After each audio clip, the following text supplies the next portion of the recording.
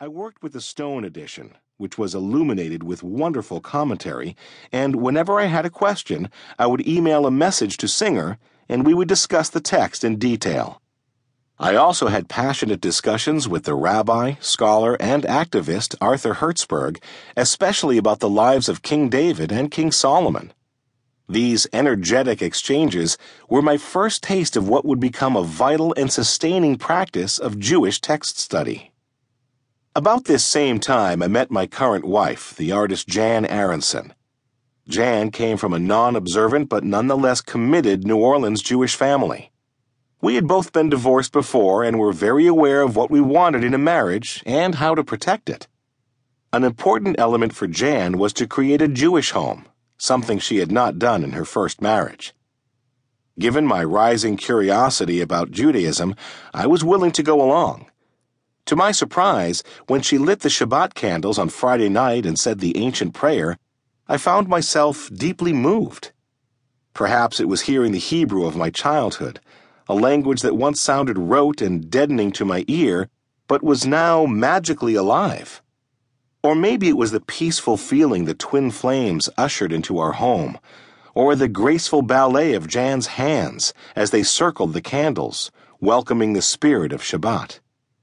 These feelings were repeated when I raised my silver Kiddush cup and sang the blessing over the wine, beginning with Yom HaShishi, the sixth day. Today, I am grateful for these various events that inspired my Jewish journey. A journey that, step by step, has led me from a dismissive attitude toward Judaism to one of joyous embrace.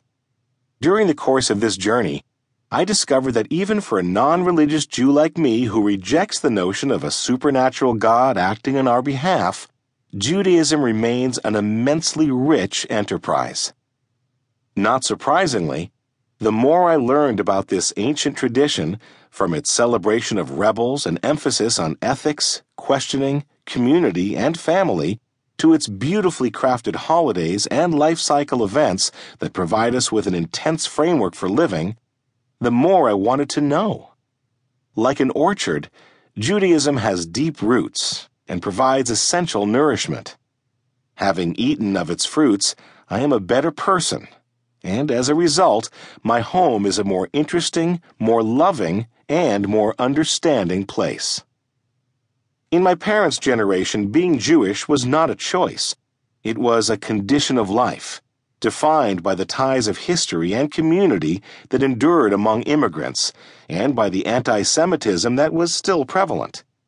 Now young Jews can choose whether or not to hold on to their Jewish practice, which to many can seem antiquated, patriarchal, and distant from their own lives and values.